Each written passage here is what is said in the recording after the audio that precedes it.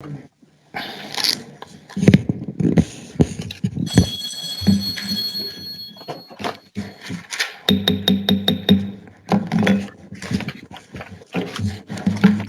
per David in Bidjetiela, can hack the solid Grasta, the last undergreen, Minister Tarm and the Carton as the core, Councillor Tagakin, can defend, as can Shutana, can create the security to the fight either 2 ways has, Unity with Christina, Leaves per David. Morning, members. You're all very welcome to the May monthly meeting. Can all the members that are zooming in hear me okay? Yes. Just give me a thumbs up or yeah.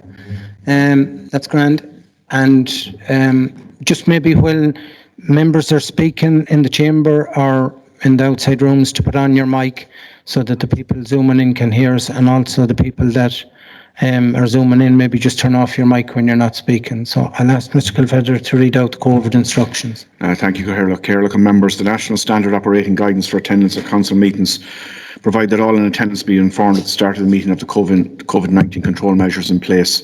Just to draw your attention to a few issues, each person attending this meeting in person should have completed the COVID declaration form before entering the room. These forms will serve as a record of attendance for contact tracing purposes if so required. This meeting room has been prepared in accordance with the standard operating guidance.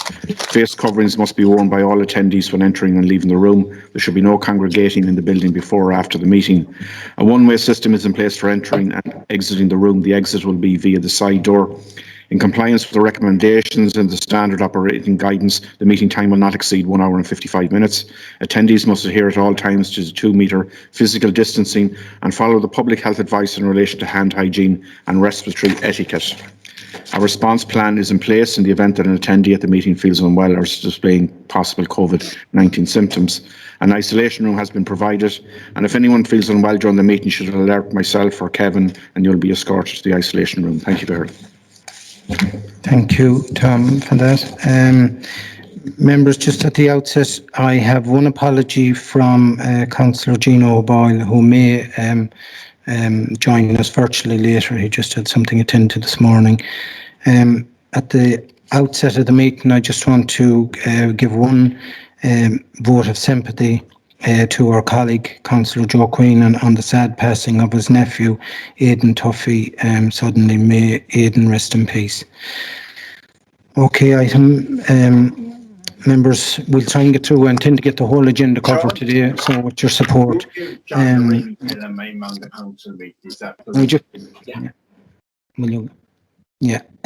if any of the members zooming in can turn off their microphone, please, until they're speaking. Item number 1, to note minutes of the SPC1 housing held on the 15th of December. Can I get a proposer? Councillor Bree, thank you. Anyone seconded? Councillor Connolly, thank you. Item number 2, to note the minutes of the Ballymote Municipal District. Proposed, George Mullaney. Councillor Connolly and Mullaney, thank you. Councillor Connolly and Mullaney, thank you. Item number 3, to confirm minutes of the ordinary meeting, Sligo County Council, 12th of April. Can I get a proposer? Councillor Casserly, thank you. Councillor Walsh, thank you. Item number 4, to consider the following recommendations from the meeting of SPC4 Climate Change held on the 31st of March 2021. I'm going to pass this over to the chair of SPC4, Councillor Sinead Mcguire. Thank you, Caherlock. The statement that's before you today, colleagues, is an important one, and it acknowledges the need for action now, but it means nothing unless it is backed up by actions. We have heard Greta Thunberg and many other ecologists and environmentalists speak about how we are destroying our children's futures, their climate, ecosystems, quality of life, and the emergency is clear. Currently, 1 million plants and animal species are now threatened with extinction at unprecedented rates in human history. The second part, without performing, we are the second worst state in the EU for tackling climate change. The challenge of climate disruption has already been experienced in this county through severe weather events that we have seen over the last number of years and through the coastal erosion, which is evident along all our coast. It demands urgent and sustained action in every home, farm, enterprise, in our buildings and power systems. Sligo County Council have already taken many steps in this regard and can be seen in our A energy rating new house bills and hopefully through our soon to be announced decarbonised zones. The declaration of climate emergency for Sligo County Council will need to be followed up by further appropriate actions, including those set out in the current future climate action plan. Climate actions will impact on all aspects of life in Sligo, both public and private, from transport and infrastructure to planning and agriculture. Local authorities are deemed to be the best place to translate national biodiversity plans policy to local level, be it strategically through county development plan or through working closely with local communities on the ground. And we see that throughout County Sligo. Leadership, partnership and collaborative action are key to delivering actions that see greater awareness of biodiversity issues, greater cross-sectorial engagement for biodiversity action, which ultimately halts biodiversity loss in our protected areas and wider countryside. Our local communities are very alert to and well informed on the biodiversity and climate change crisis, and they want to see more action on the ground. They want to see leadership from their elected representatives and through their local authority. In relation to the comments that have been provided from through the report prepared by Ms Concannon, I just had a couple of queries. I note that there's a suggestion we had sought in this request that we would have regular updates from the Council in relation to biodiversity, and there's a suggestion that due to lack of resources that an annual update would be provided. I was just hoping that perhaps that could be increased to at least a biannual report. Just an annual report, I think at this point of where we're at in relation to climate action is possibly a little limited. And then secondly, in relation to the pollinator plan, we'd also agreed that we would suggest this to the council, that we would adopt the pollinator plan. I note that it is going to go to another SPC, and I just want to acknowledge the work of Lucy Brennan and the Parks team, who I understand have actually undertaken many of the actions already in relation to the pollinator plan, and they're ongoing in County Sligo at the minute. So I'd ask my colleagues to adopt this suggestion. Thank you. Thank you, Councillor Mcguire. Councillor Walsh, do you indicate? Sorry, no. Any of the members, are we happy enough with that? Okay. I don't know if it was seconded, but if it wasn't, I'll second it. Yeah, it's considered the recommendation, so that's grand. Okay, thank you. Item number 5, to consider the report in relation to the commencement of taking in charge of Cushown, Balahi, County Sligo. Councillor Connolly, and I'll second that. Now, item number 6, to make arrangements for the annual general meeting of Sligo County Council. Members should have circulated with a page there on possible dates. Now, just, I suppose, looking through some of them, we were thinking about possibly for the AGM, the main monthly meeting of the AGM, it has to be held between the 25th of May and the 21st of June. Now, it's the first Monday in June is a bank holiday. Our June monthly meeting will be on the second Monday. So we were looking at a possibility of Monday the 21st of June for the main council AGM. Now, that's open to how are you with that, members? Or I suppose if we have the main... Thanks, Councillor Queenan. Seconded by Councillor Walsh. So is that all the members? Okay. So on the municipals then, can we get the municipal chairs to sort out that with the groups? Is that okay? Are you happy enough to do that? Yeah.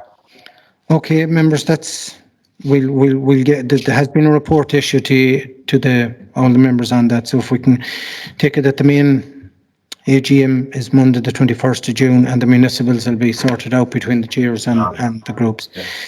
Thank you. Item number 7, business Improvement District Bids Budget 2021 to determine the rate for the bid levy and council collection charge report to follow. Is that okay? Are we happy enough with that? Noted. I That's must grand. admit, I couldn't find the report, must be, but I'll abstain and whatever. Okay, we'll get that issued again out, so Councillor Bray. Oh yeah, proposer and seconder for that, Councillor Walsh. Can I get a seconder for the bids? Same rates as last year. Yeah, get a seconder. Councillor Casserly, thank you. Oh, sorry, Mr. John Riley, thanks. Yeah, just very briefly to point the members to the decision items that are required in the report that was circulated. One being the resolution to set the bid levy at 0.0143 times the rateable valuation of the businesses. That is the rate that was proposed in the proposal for the bid that came before members quite recently. The second one is that the bid levy collection charge payable to the council by the bid company be set at €11,000, and also to note the change in the bid company's financial year to a calendar year for the duration of the current bid scheme. Thank you, Cathaoirleach. Okay, thank you, Mr. John Riley, for that. Members, we're moving on to item number 8, to approve in accordance with Section 6 of the Housing Miscellaneous Provisions Act and regulations thereunder provision of assistance to iCare Housing Company Limited by guarantee in the form of CAF loan to mortgage to rent, CAF and P&A acquisition project at number 39, Ashbrook, Colony, County Sligo. Can I get a proposer and seconder for that? Councillor Gilroy proposed. Can I get a seconder? Thank you, Councillor Mcguire. Thank you. Item number 9, to agree the allocation of the regional festivals and participation events funding for 2021. Report attached. Second. Thank you, Councillor Malani, or Clerk? Queen and Taylor. Thank you, sorry. Cathaoirleach, Yeah, Councillor Walsh. can I just add to this that I think it's very disappointing that Fáilte Ireland have decided to cut this funding to 25% of our allocation, which is annual. I would propose that they be written to. It is expected that events will take place at the end of Q3 and Q4 of this year, and I don't see it as fitting that this industry, which has been decimated by the pandemic, that we would cut funding by 75% in this local authority to events that are expected to take place both online or hybrid or in physical format towards the latter half of the year. And I would ask that the local authority write to Fáilte Ireland to discuss this forward, Thank you. Okay, thanks, Councillor Healy. And I agree with you as well. Okay. Now, it has to be said that we were advised at the meeting that they were hopeful we would get further funding later in the year, that it wasn't, that they were hopeful that, Margaret told us at the meeting that I think she was hopeful that something might happen, but until we see what the next months do, they really can't tell what's going to happen in the future. Okay, ma'am.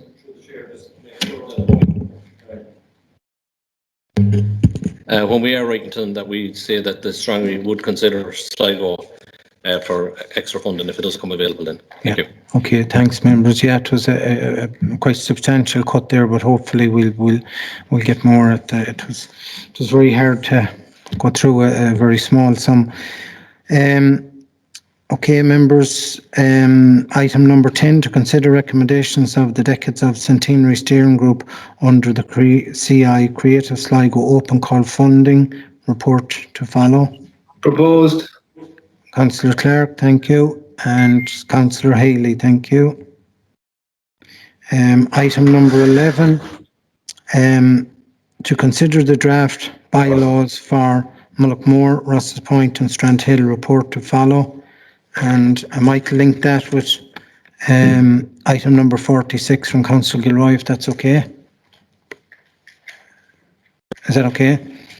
So members, we have been issued with those. We have, I suppose we have the option to adopt these or not adopt them or reject them. Sorry, Councillor Mcguire. Thank you, Cathaoirleach.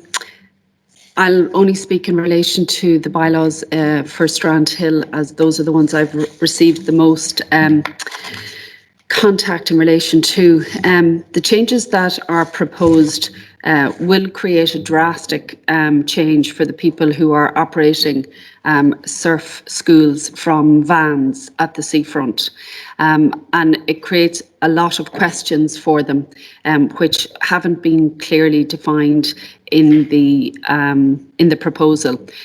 Questions such as how many spaces are going to be allocated? Will the bar be lifted to allow them in and out of the car park? Will they be allowed to leave their vans there overnight, or is it proposed they come and go? Will they have access to the new surf centre? Will there be a pathway from the car park along the golf course? Those and toilet facilities, where they were located, they were quite close to Voya, which obviously had a public toilet, which their students could use, and whether or not that is going to be replaced. So those are, I suppose, practical issues that have been raised, but there's also a very pertinent safety issue in that if we insist that the surf schools move away from the seafront, we are removing their line of vision to the water. So all of the surf schools would have surf instructors who are in the water with classes, and then usually somebody who would operate, I suppose, the business or manage the business, checking people in and out. But they would also be a second pair of eyes on the water, watching what was going on. And if we remove that, it does create safety concerns for all of the schools. That was I think, the issue that came across strongest to me from those. And I think it is something that we need to take into consideration, particularly given that we don't have lifeguards in Strandhill. We have had the Water Safety Forum meeting. It was discussed at length at that, and we haven't been able to overcome that issue.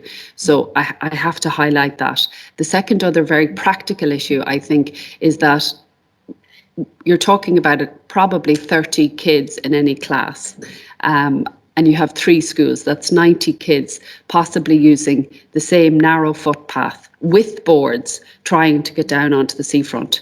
And it's approximately 1 kilometre from the main car park down as far as Shelley Valley.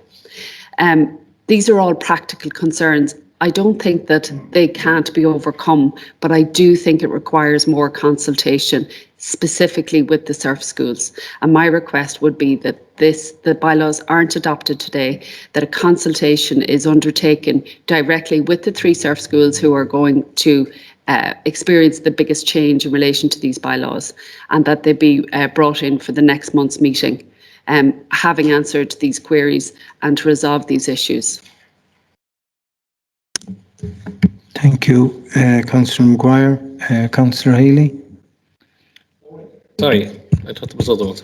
Yeah, just in relation to the bylaws, I suppose, as well as what Councillor Mcguire was saying there, at present, the RRDF is going to be carried out in the Strandhill and Ross Point area. How is this going to affect the bylaws? Like, if we bring in these bylaws now, won't we have to be changing some of these areas at a later stage? How long does these bylaws last?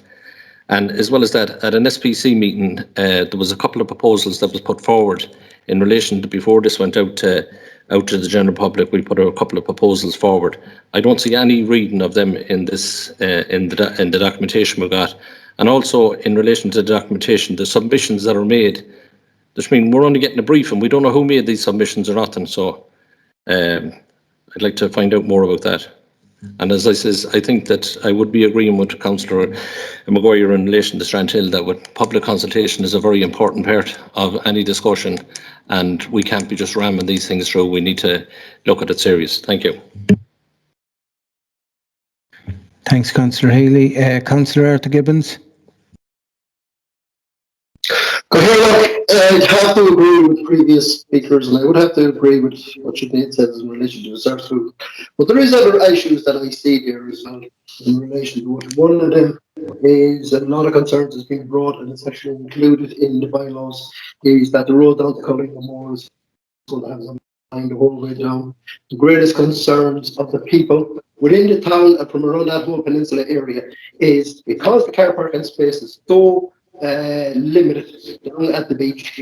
A lot of the time people from that area does have to park along there. The only alternative that is going to be open to them is to park up on the main road, and that is detrimental. I mean, that road with narrow turns and the speed of traffic goes on, I think that needs to be looked at. But personally myself, this is only on front of the panic of what the staycation created last year. We're hoping to be out of this next.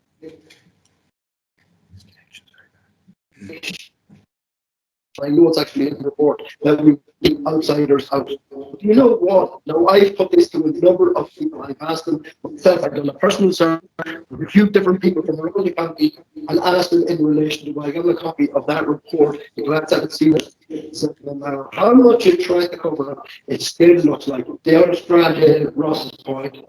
I'm sorry, reality to it. I think myself, this is very premature. This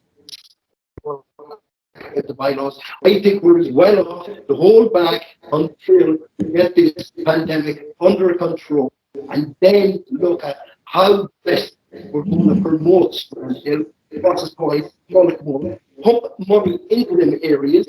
Like we have a situation at the moment where you have the motorhomes. Those people travel. Normally, they're in Germany, France, England, all over Europe, all over the staycation. We were here last year because they weren't able to travel. We're expecting the same numbers this year. But you know something? We should be using this as a learning curve to try and encourage that sort of tourism into the area. Strandhill, Ross Point, and Mullickmore are not private. It belongs to the people. And reality to it, and I know there's a notice on this council, is to look at the safest ways to go forward. But I really feel it's very premature, and I feel myself on.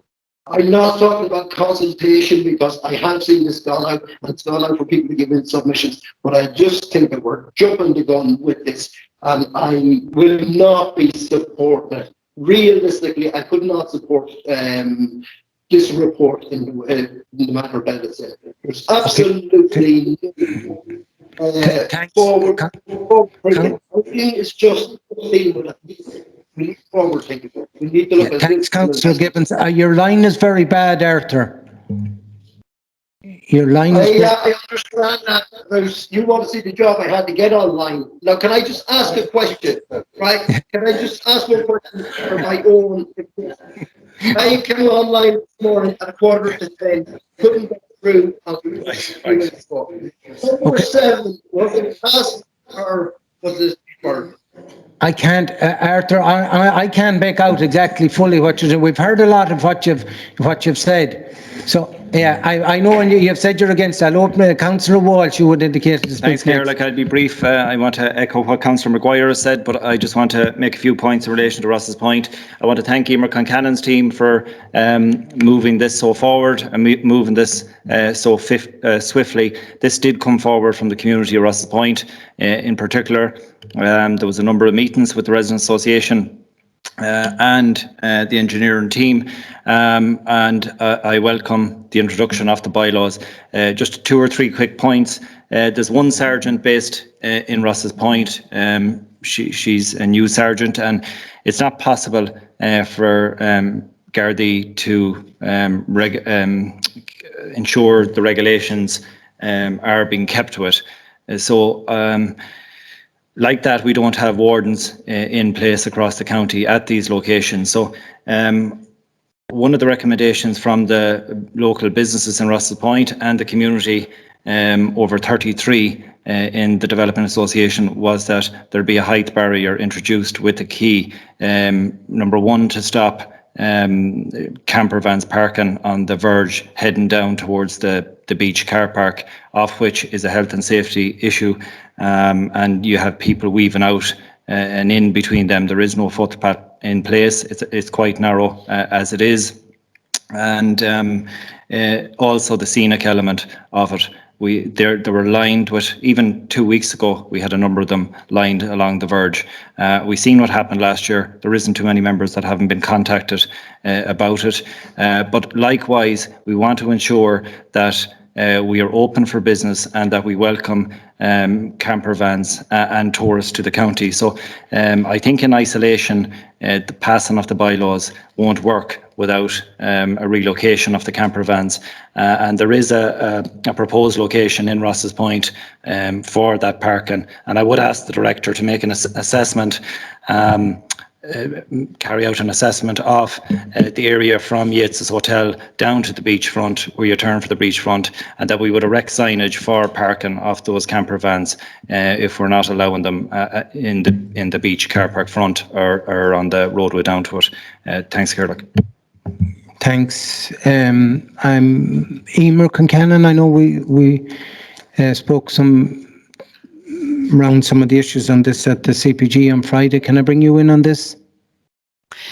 Sure, Coherlock. I guess I'll just start off with Strandhill and Councillor Mcguire's comments on the surf schools, and just to note, and I'm just bringing up the report here in front of me, that the recommendation is to adopt the bylaws with the amendment, and the amendment is that a vehicle while parked in the car park shall not be used for the provision of any service in association therewith unless authorised by the council.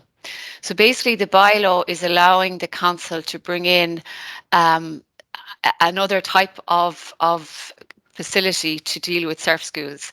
What is proposed underneath that is the licensing system, and the proposal is that the surf schools would be located at the car park. That is all detailed, the detail that needs to be determined outside of the bylaws. I guess the bylaws is enabling the council to bring in a measure to allow authorised parking in specific circumstances. So the bylaw doesn't actually deal with the detail. So that is all to be determined, I guess, before the summer season. So that's just in relation to Strandhill. Generally, the bylaws have been on public display for 5 weeks. That's the statutory timeline, and a further week for submissions. So in relation to that, this is an attempt to deal with some of the issues that we had last summer in the busy spots, and the footprint of the bylaws is quite limited, especially in Ross's Point and Mullaghmore. We're looking at just the harbour front in Mullaghmore and the beachfront in Ross's Point, with the added recommendation of the Yacht Club Road. So it's an attempt to deal with basically people coming on their summer holidays in their camper van and staying outside of the campsites. I fully agree. There's a fine line between, facilitating, and we want to encourage tourists, absolutely, and we want to provide for them as much as we can. But this is just an attempt, as I mentioned, to deal with some of the issues from last year. And the footprint of the bylaws, it's not a huge area, but it is just trying to regularise it in some small way. We have an advertisement currently for temporary beach and amenity wardens, which, if we get a response, we intend to put wardens in our busy beach areas this summer, which would be certainly very positive and could certainly assist in trying to implement the bylaws and other bylaws indeed. So I guess I don't really have anything else to say, just that we are just trying to deal with some of the issues that we had last year, and it's the footprint isn't too big in relation to Strandhill. The detail associated with the licensing of surf schools needs to be dealt with outside of the bylaws, but the bylaw enables that to take place. So that's it. I guess it's up to the members to determine whether they want to bring them in or not. Thank you, Ms Kincannon. Councillor Mcguire. Thank you, Ms Concannon, and I absolutely acknowledge that, and I meant to say that in my original comments, that I know there were issues down at the seafront, and last year in particular because of the COVID restrictions. So we have limited parking available, and that put, I suppose, more congestion in the way, and it was difficult at times, particularly then given the staycation that we experienced, and we had so many visitors. I completely accept that that's the purpose of it, and I note that this is about licensing, but the recommendation is that the surf schools will be moved to the main car park, and that is a huge shift. It is a fundamental change to how those businesses operate. And I think just for the sake of coordinating and making sure that it happens as seamlessly as possible, that if we could adjourn the Strandhill decision until next month and allow consultation directly with, there's only 3 surf schools who are directly affected, and allow consultation with them and then bring it back in. I think that we could pass these with agreement of all parties. But without that, I personally would be hesitant at the minute to pass them, given that there are so many unknowns for those surf schools, and they really are an integral part of our tourism offering in Sligo and in Strandhill. Thank you. Thank you, Mr. Kilfeather. Cahir, just to make the members aware, the 3 have to be considered separately. So Mullaghmore, where there's no proposed change, can be considered today. If there are issues, if the members have concerns around Strandhill, we had a long discussion at the corporate policy group meeting on Friday, and very much along the lines of what we've had this morning. In the case of Ross's Point, I think the main change is the yellow lines down to the yacht club. So that's, and we discussed on Friday also maybe improve signage in relation to Ross's Point. So taking on board what Councillor Mcguire is saying, perhaps the decision might be to adopt the proposals in respect of Mullaghmore and in respect of Ross's Point, and maybe, as Councillor Mcguire says, bring back the Strandhill ones next month.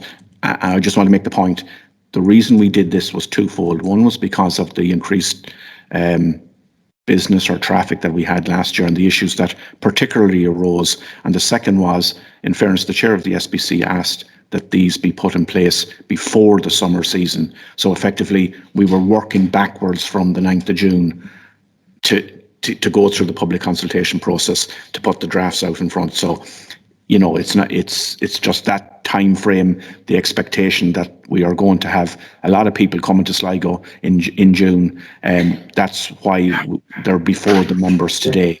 So I appreciate there may be concerns around Strandhill, so I would suggest that maybe the members might consider adopting the recommendations in respect of Mullaghmore and Ross's Point, and we come back in next month with in relation to Strandhill. Emer is just Ms. Concannon, is she happy with that? Absolutely. Just to make one final point about Strandhill, that adopting the bylaws for Strandhill today doesn't in any way preclude discussions and agreement in relation to the surf schools. The bylaws are just enabling the licensing to happen, but the detail is we're not voting on the councillor members are not voting on that detail today. It's voting just to enable it to happen. So it's not going to in any way preclude any negotiations regarding location of the surf schools, just to make that point. Thank you, Councillor O'Grady. Thank you, Cahir. I think Councillor Mcguire has made very valid points, and we all got those representations and very balanced representations from the people involved in the surf schools and the local areas. I feel I'd be concerned about a barrier at Ross's Point because of the need for maybe an ambulance to get in there, and who has the key or who hasn't the key or whatever. So that would be a huge concern for me regarding Ross's Point. I'm very happy, Ms. Concannon, that you have considered the Yacht Club road in your deliberations. I would have hoped that we would have some facility for campers And I thought at some stage along the many discussions that we have had on this issue, that in Ross's Point, on the wider part of the road coming up, we'll say from the yacht club, not quite to Ryan's, on the left-hand side coming up, that there would be some facility there for people to pull in and park. I know that at another meeting, looking at that need for Strand Hill, that the airport was discussed, that the car park in the airport was discussed. And I don't know where that has gone to now. But I do think it's very important that we take on board today what Ms Concannon has said. The bylaws today is enabling all of the different things that we, as has been clearly outlined by Councillor Mcguire and others, enabling us to move forward with any of those issues that we need to address for the general public that we serve.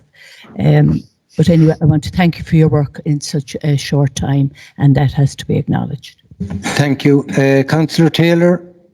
Thanks, Councillor. Look, there's been a fairly lengthy discussion on this now, and it is important to have this discussion. But I think it's also important that, that what leaves this meeting is that this county is open for business, and we welcome campervans and all tourism. That Sligo County Council are doing their utmost to make more facilities available for campervans. And where I do agree with Councillor Mcguire and the issue she's spoken about in Strand Hill needs serious consideration. But I just wouldn't like it to leave this meeting that we're not open for business, that we welcome all tourism and we welcome campervan tourism, and we're doing our utmost to facilitate this. Okay, thanks, Councillor Taylor. Councillor Gilroy. Thank you, Cathaoirleach. Look, I agree with a lot of the things. This is not an easy decision for us to make. This came up first at our SPC on the 28th of July 2020, where a review of the beach bylaws. It transpired that by the time it came back to us on the 9th of March, that it had become just parking bylaws at 3 of the beaches, whereas the beach bylaws cover quite a lot of other beaches as well. And it was presented to the SPC meeting on the 12th. I'm disappointed that we didn't get copies of the submissions, and I know a lot of work went into it, but I felt we should have got copies of the submissions. We just got the summary of them, and I felt it would have been, as chair of SPC2 that started it, it's very hard. I'm definitely at a crossroads as to which way to go. But one thing I feel very strongly about is 2 issues actually. One is the enforcement. The beach wardens are going to be employed between 10:30 and 4:30 with occasional extra hours. That's not going to deal with the problems of overnight camping. Certainly not going to have anything to do with them, because the campervans are perfectly entitled to be there at those times. We need to have enforcement, and we need to have either an agreement with the Gardaí, or that we need to have a key person who's contactable, that when complaints come to me or any of my colleagues about any of the beaches in the county, that we have somebody we can ring who has a direct line to get enforcement done. There's fires being lit in special areas of conservation. I'm worried that these particular bylaws are going to push people to Slidell, to Streega, to Ochris, to all these other beaches, and that really concerns me. I did make a submission on that myself. I think we need to amend them all to include a description of the times that includes overnight parking from the time of, say, 11 p.m. at night and 6 a.m. in the morning. And if we don't have that in it, I've spoken to Gardaí and they've said, sure, we can't enforce it. People would just say, oh, well, I've just arrived, or I'm only here an hour. Or if they come to them late at night, they'll say, oh, we've drink taken, we'll move in the morning. So there's always going to be excuses. It's always going to be hard to enforce. But I think really it's just a paper exercise if we don't have the ability to enforce it. If somebody refuses to move or whatever, there's nothing can be done with them by either the Gardaí or ourselves, because the judge will laugh at us. if it goes into court, and there is no definition of the times at which any parking anywhere in the county that there's a sign up about parking has details of the times that you're allowed to park in that area. I would love to see it in for the 9th of June, but I think maybe the suggestion to suspend all until next month and to give us a copy of all the submissions that were made so that we can read through them. There's 76, so that we can read through them might be helpful. Because we get an idea of where people are coming from. I think we're being asked to make a decision in the dark. Thank you. And sorry, my other motion, if I just speak on that, Councillor Healy seconded. Motion 46. Motion 46. Thanks for the report, but private enterprise is not, there isn't enough to be made in it for private enterprise to be done it, to be providing the facilities. We're going to have wild camping. Slidell is destroyed with toilet paper. My colleague here beside me, Councillor Casterly, had photographs up at the weekend of what was done in Slidell. Toilet paper all over the place, and if the toilet paper is there, you know what else is there. Streega, the sand dunes are being destroyed. There's fires in them every week. The landowner, one of the landowners, that's the part landowner on that commonage, was basically told where to go with himself when he tried to stop people lighting fires. Somebody's going to get assaulted because these rules have been there, and the camper van problem and the overall problems with providing facilities for them didn't just appear in 2020. They're here for years and years and years, and they're still here. So I'd recommend that motion 47 is accepted. Thank you. Thanks, Councillor Healy. Do you want to say anything on that? Yeah, just 46. In agreement with what Councillor Gilroy is saying, and as well as that, there's been camper vans and tours have been around generations. There's been COVID has only brought it to our door now, the amount of camper vans and people that's travelling into us. We need to be stepping up to the mark. Sligo County Council needs to step up to the mark. If we want to bring people into this county, we have to provide the facilities for them. And we have to look at everyone, camping, caravan and everything else. Thank you. Thank you. Councillor Mcguire on 46. 46. I have one or two more want to come in on the original motion, so I'll bring them in on that. Thank you, Ciara.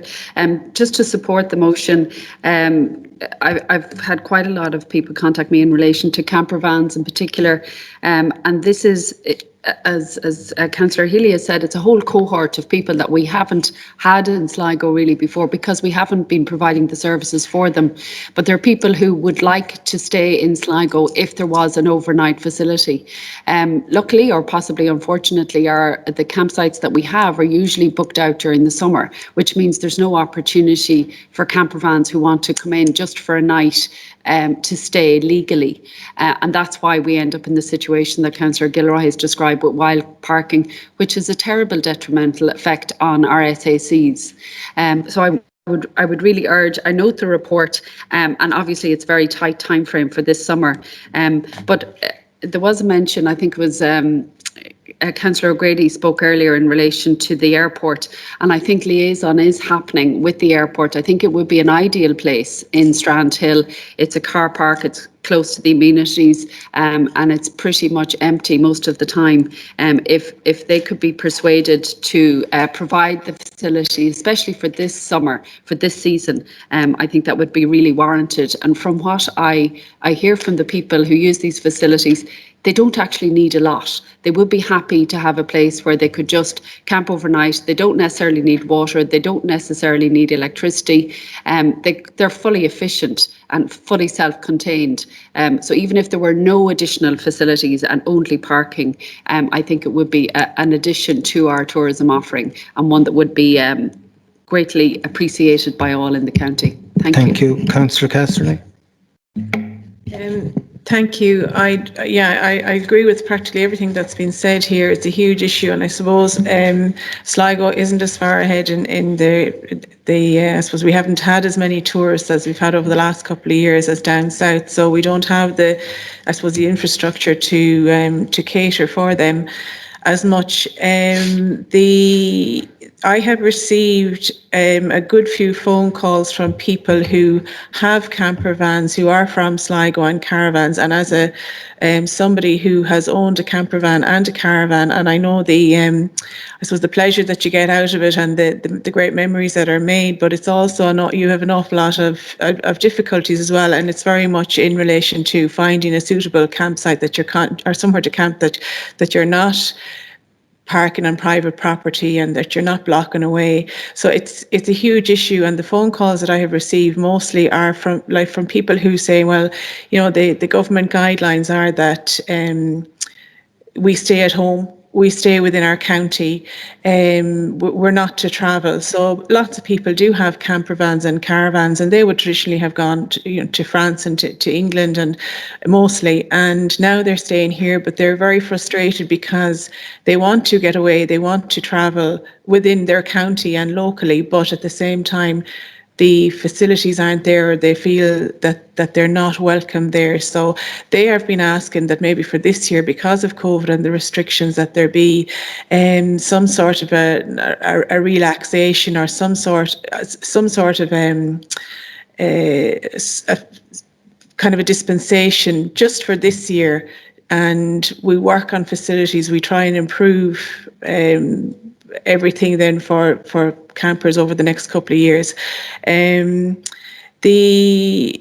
Just in relation to the need for public camping facilities, it's definitely something that I think the local authorities and the county council, I think we have a duty to provide those camping facilities over the next couple of years. But I do know that that there is leader funding available for landowners who would like to develop camping facilities. And as Councillor Mcguire said, the planning requirements aren't as great as if you are building this, a permanent structure. So I think that it's something that we should probably promote as well, and maybe encourage people who do have land around coastal areas to maybe look at the opportunities that are there for providing camping facilities. The other thing is just, and I'll finish then on that, is the wardens. Again, it was mentioned about the hours that the wardens will be working, and these wardens and lifeguards are generally teenagers, they're older teenagers, and I know from speaking to parents of these lifeguards that they feel quite vulnerable, that if they have an extra responsibility of being a warden as well, that they feel they don't have the authority, or that they won't be listened to if they meet people who are breaking the law or who aren't adhering to guidelines, that they feel they don't have the authority to tell somebody not to do something, particularly at that young age or any age. So I think that it's important, I suppose, that they are, as Councillor Gilroy says as well, that they are backed up by, and that there are enough wardens hired as well, and that they are backed up, and that they know that if there is an issue that they can call the guards and that they have support. But it's something that's not going to go away, and we really have to start working on improving facilities and show that we are open for business and we are welcoming everybody to the county. Thank you. Thank you. Councillor Tom Fox. Thank you, Chair. Yeah, just to support the motion, it's something that needs to be looked at generally. There's over 15,000 motorhomes registered in Ireland. It's a big issue. It's a big, I suppose, industry in itself. I suppose the three locations are on the three locations are located on the Wide Atlantic Way, and it's important that we're seen to be addressing the issue sooner than, seem to be working to address the issue as soon as possible. I agree with what's already been said, particularly what Councillor Walsh had to say about Ross's Point and the barrier. There are all sorts of, I suppose, technological ways of dealing with barriers nowadays, so I'm sure that could be implemented out there in Ross's Point.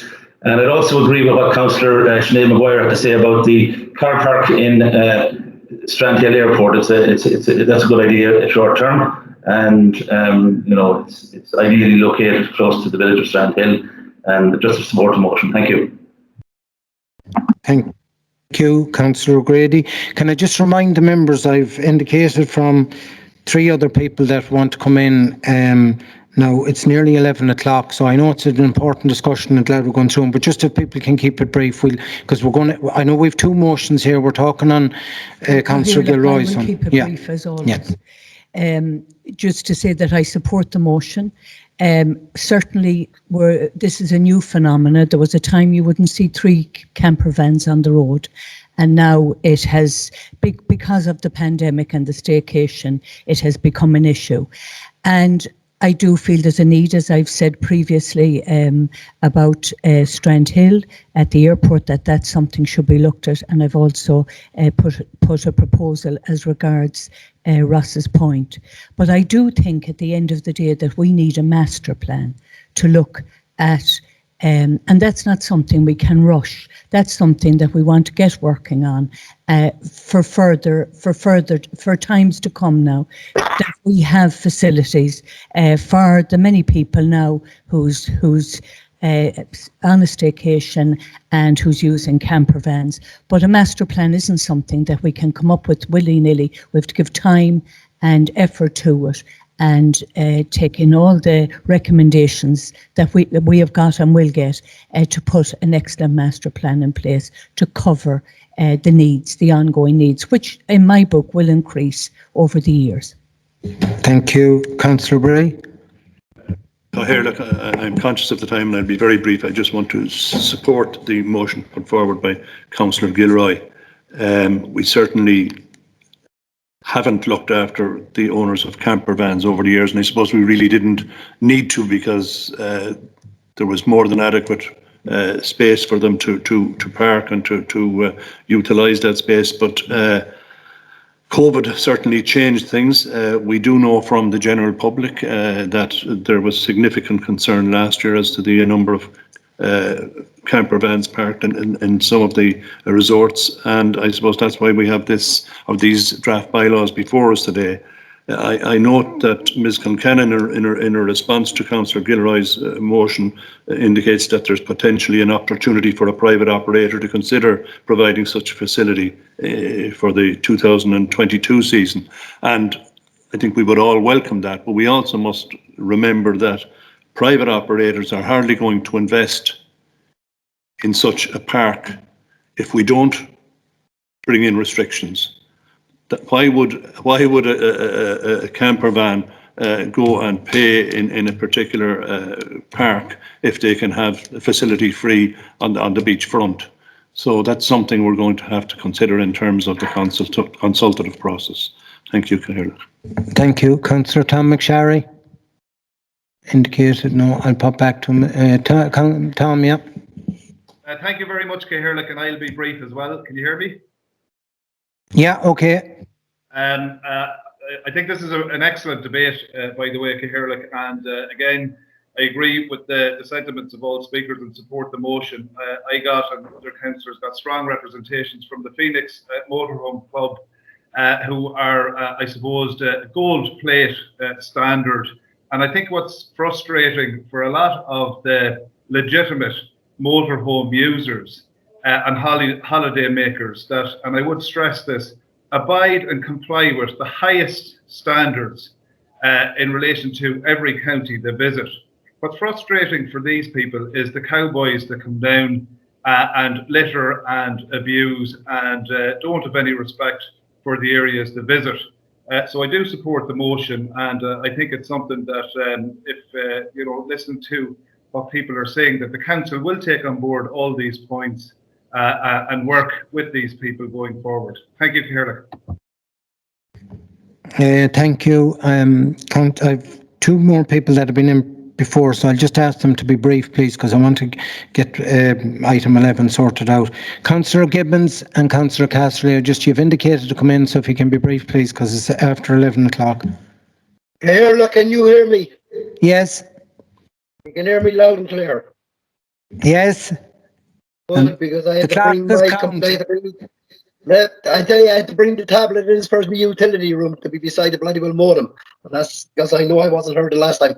Look, the one thing I'd say in relation to the motorhomes, I think myself that as a council, we should be taking a leaf out of the book from the rest of Europe. Take a look at campsites across Germany, France, whatever else. There's a market there for the likes of that, and I think that's what we should be looking for. If we can sell the likes of that, just selling tourism. But a question that I would like to ask as well, in relation to the bylaws, and it's just something that's after dawned on me, are we looking at as well for the ordinary car parks and the likes of Mullaghmore, Ross's Point, and Strandhill? Are we looking at implementing a charge?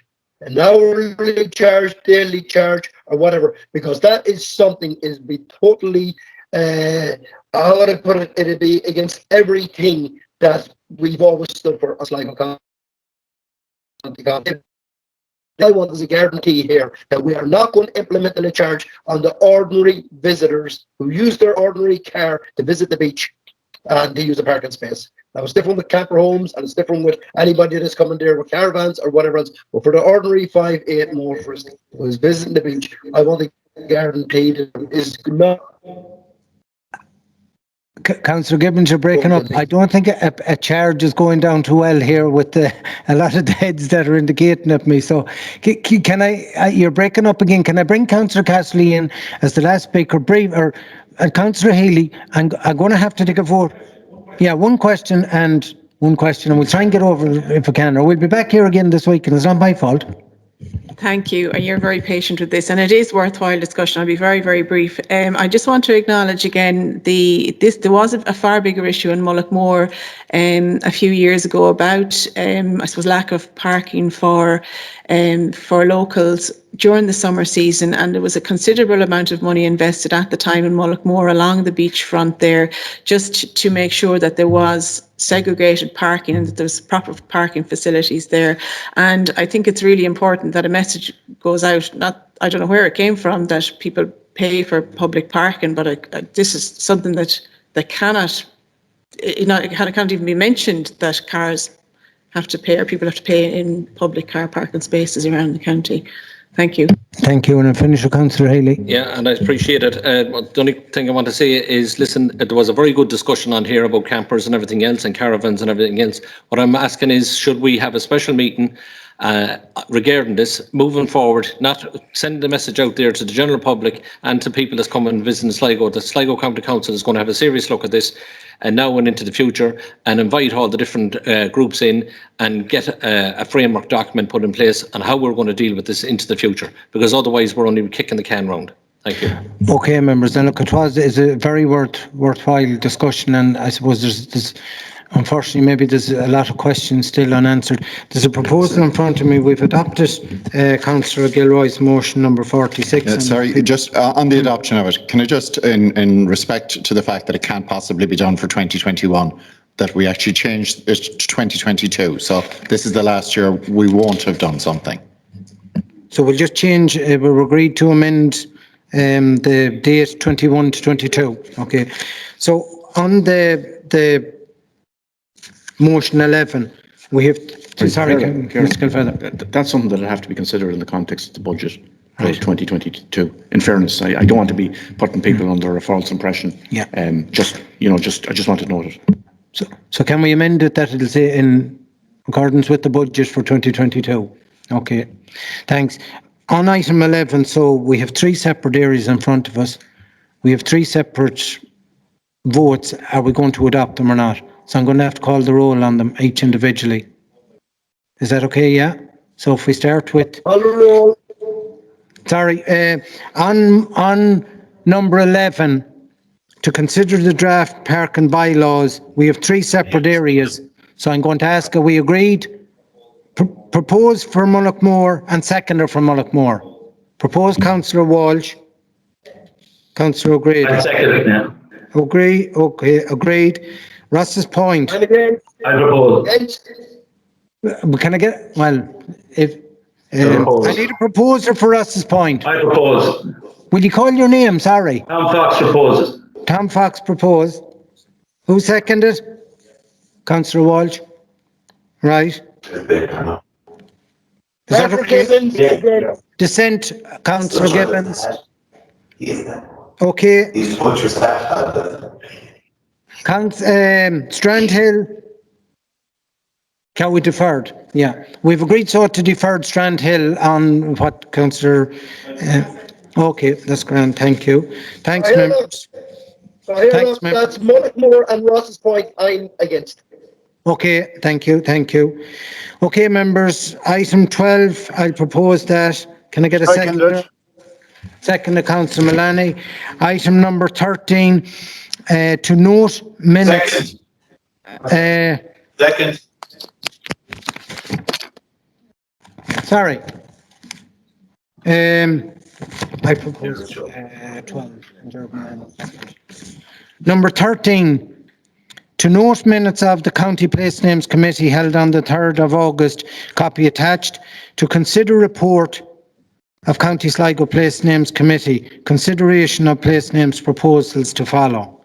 Now, just members on this, I've received an email yesterday evening, and I suppose it's just to update the members. There were 11 submissions for discussion at the Place Names Committee. One item, we had a special meeting where it was asked to be deferred. That was agreed by the Place Names Committee. But there's another item, and it's regarding the naming of the Ballywaddy River Bridge in Inniscrone. There was a submission from a group with a suggestion that was brought forward at a meeting. I think it was proposed by Councillor Healy.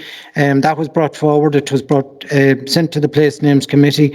There was discussion with that at the Place Names Committee, and subsequent, I suppose, or prior to the Place Names Committee, there had come an email in on the 21st of September 2020 from Inniscrone District Community Council. Now, I have since had emails from the chairman of Inniscrone District Community Development, and yesterday I had an email, and I suppose rather than go through all the emails, can I just read out the one I had last night? This was sent from the Secretary of Inniscrone and District Community Council, Mary Clark, which was sent to Erin from the Thomas Howley Committee. Dear Erin, further to your previous emails to Inniscrone and District Community Council Committee, we would like to invite representatives of the Thomas Howley Commemorative Committee to our next monthly Zoom meeting to discuss your proposal to name the bridge over the Ballywaddy River. Due to current COVID restrictions, the meeting will be by Zoom and will take place on Monday, the 17th of May at 9:15. I will forward you on the link in order to join the meeting. If you can let me know who will be attending, I will arrange for the link details to be sent to them also. So it's just on that particular item. I know we discussed it at the meeting. There was a suggestion by some of us if it could be maybe deferred. I know Councillor Clark spoke on this, and I referred to the fact that Councillor Queenan, I suppose, as the local councillor in Inniscrone, I believe he's a member of the Inniscrone and District Community Council, recommended that both groups should meet and discuss, because my understanding is that the Thomas Howley group wish to rename the full bridge in honour of the volunteer and volunteer Thomas Howley, and Inniscrone and District Community Council wish that a plaque or some alternative be erected. So that's just giving an update on it. I have received emails, as I say, from the chairman and the secretary of Inniscrone. So I would suggest, with your agreement, that we allow that meeting on the 17th of May to take place by Zoom. Let both groups discuss the issue. We have two groups, in fairness, are both willing to commemorate Thomas Howley, the volunteer. One group wants to do one thing, another group wants to do another, and I think it's just my recommendation out of respect to both groups that they would meet and discuss this. Chairman, I wish to propose that we adopt the recommendations of the Place Names Committee. And I second that. Okay. I think it's very important. We're not talking about groups outside of this council. The Place Names Committee is composed, is established by this county council with a particular purpose. A motion came from this county council, and if I'm not mistaken, that motion was unanimous. There was a motion unanimously adopted by this council that we would name the bridge in Inniscrone after volunteer Thomas Howley. That was unanimous. That went to the Place Names Committee. It was discussed at the Place Names Committee, and after discussion, the Place Names Committee unanimously recommended that the council would name the bridge the Volunteer Thomas Howley Bridge. So there's been unanimity all along. Now, we are aware that a letter came in, or a correspondence came in to the council saying that the Enniscrone Community Council is very much opposed to the bridge being named after Volunteer Howley. They are opposed to it, point blank. They said that there had been no naming of the streets or landmarks in Enniscrone after people or with any political connections. And we all know that it's normal in every society, not only in Ireland, but throughout the world, that patriots and individuals who deserve recognition have streets, plazas, squares, whatever, named after them. So I don't believe that we should allow a minority of people who are not elected to dictate to us or tell us how we do our business. And we would be down the slippery slope, Cathaoirleach, if we change custom and practice here today. Because if we reject the recommendation of the unanimous recommendation of the Place Names Committee, from now on, every time a recommendation comes in, we can have committees and groups and individuals throughout the length and breadth of the county sending in objections and asking for deferrals and so on. I think we should be man enough. And you know what, Cathaoirleach? I am amazed that after 100 years, Volunteer Howley has not been recognised in his own community. It's shameful. And I think at least at this stage, on the 100th anniversary of his death, this council should do him honour. We did it to Martin Savage last year in Ballysadare, and we should do likewise in Enniscrone. Thank you, Claire. Just for clarity on that, my understanding from the Enniscrone community group is that they don't have an issue honouring Volunteer Howley. That they just would rather if consultation had been taken place with them as the community group in Enniscrone. Secondly, my understanding of the motion that came forward at November was unanimously agreed to be taken to the Place Names Committee. It wasn't unanimously agreed that the bridge be named after Volunteer Howley. That's just for clarification. And at the Place Names Committee meeting, I know that I voiced my concern as someone that's not living in that community. Councillor Clark, Councillor Mullaney and other councillors spoke that now my understanding was that at the Place Names Committee there was agreement that the suggestion would be brought back to the full council, and I had asked at that meeting if I forwarded the details of Enniscrone Community Council to you, Councillor Bree, you would forward it on to the Thomas Howley Committee, which you did, and dialogue has now taken place between the two groups. So that's my stance on it, that the dialogue is there. I'm going to, Councillor Clark has indicated, he was actually at the Place Names Committee as well.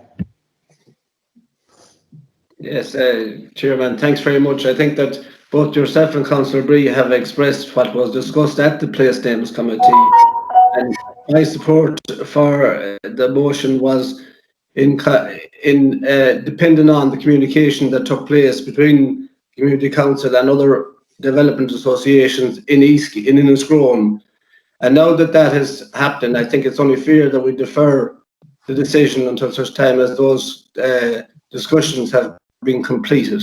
I think that everybody wants to see the name of Howley honoured for his role in the foundation of the state. I think we shouldn't go bulldozing or railroading this in when a compromise or an agreement could be found. I think that I'd ask members to allow that time and space for the dialogue to take place. Thank you, Councillor Walsh. Yeah, I'll be brief. I too had a lot of contact from a number of people in Enniscrone with the concern about this. And while I agree with some of the sentiments Councillor Bree has echoed, it isn't a public representative's job or any public representative from any party or none to dictate the naming of a bridge in a locality where there is a community. It has happened before in this county. I believe we should review how this takes place going forward. It isn't appropriate that public representatives are allowed to propose a name of whomever and that it be brought to a committee and rubber stamped within a few weeks. I don't think that's appropriate. I think we need to review how we look at this going forward. I would agree with what you said, proposed, Cathaoirleach, that we would allow for consultation. This isn't Russia, and we shouldn't have a dictatorship of name and bridge within anyone's community, and we need to look at this going forward. Thank you. Thank you, Councillor Healy. Councillor Walsh, you might ask who was the councillor that ended up putting these names forward. Yeah, I'm asking you. Are you accusing me of we're talking about this. Yeah, and I was the councillor that put the motion forward. Yeah. Yes. Was there consultation with the community? community? Yes, there was. I was asked by the committee out there to put the motion forward. They also looked for a meeting with the community council out there, and that was refused. Okay, well, yes, 1 second, Councillor Healy. I'll let Councillor Healy talk. Yeah. Has been put forward by the council, and the motion, when it was put forward, everyone agreed on it. It went to the placement committee. You've agreed on it, and now it's here in front of us. Can I just clarify on that? When the motion came forward, the motion was agreed that it be brought forward to the place names committee. Now, just for clarification, yeah. So then, yeah, and so it was brought forward to the place names committee for consideration. And Councillor Clark and some of the other councillors, I know Councillor Maloney spoke on it as well. It did go through discussion. It was only at that stage where I became aware at that meeting that I was given a copy of the letter from the Enniscrone, Mary Clark, dated 21st of September 2020. At a recent Community Council meeting, it was brought to our attention there was a submission to Sligo County Council to name the bridge at Lower Main Street. The Enniscrone Community Council is opposed to the naming of the bridge. All working groups in Enniscrone work together for the betterment of the village. There has been no naming of street. This has all been read. So that became aware, that was discussed at the meeting. I suggested at the meeting that consultation, that I wasn't informed as chair in that meeting that any consultation had been taking place. In the Enniscrone District Council never informed me that they had been notified. And I suppose my perspective and the members at the meeting that seemed to be speaking were that they didn't want to be seen dividing a community. In the Enniscrone District Council have stated they have no issue with honouring Volunteer Howley, and I don't think any of the members on the Place Names Committee have any issue with honouring Volunteer Thomas Howley. It's that they just want a discussion around the full naming of the bridge. Consultation, and that was why the other emails there. I've an email here from the chairman of Enniscrone District Community Development, and I also have an email that I received that this meeting is due to take place next Monday at 9:15. Councillor Queen, and you indicated. Cathaoirleach, can I say a few words on this? Hello, can you hear me? And go ahead, yes. Yeah, well, Cathaoirleach, first of all, as you all know, I've been out of bounds because of sickness and breathing for the last 18 days, so I wasn't aware until last night of exactly what was happening. There's nobody in this phone that doesn't want to honour the name of Thomas Howley. And that's a fact. I have spoken to both groups. I'm elected in this phone for the last 23 years, so I should have an understanding of the feeling and of the views of the people in the town. Councillor Healy said that in his own community, council refused to meet his group. That's not accurate. In fact, I think understand it came from the Place Names Committee that both groups should meet. And both groups, as I've always said along, we need consultation, we need agreement on this. We want to honour the man, but we want with dignity, which is entitled to do.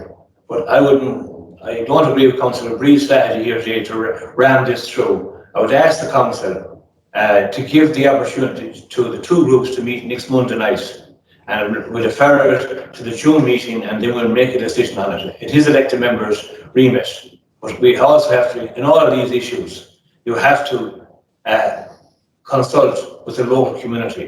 Local community council in Enniscrone represents all the subcommittees, Town, Black Pig Festival, the Headache Day Parade, Playground Committee, Waterpoint. I can go on and go on. And they have a view. We have an opposite view. Nobody wants to disrespect the name of Thomas Howley, and he will be honoured. It's just the way I think there's two groups should get an opportunity to meet. It won't make a lot of difference. Put it back to the 11th of June. That's my I ask and I support the chairman's request. Thank you. Councillor Gibbons.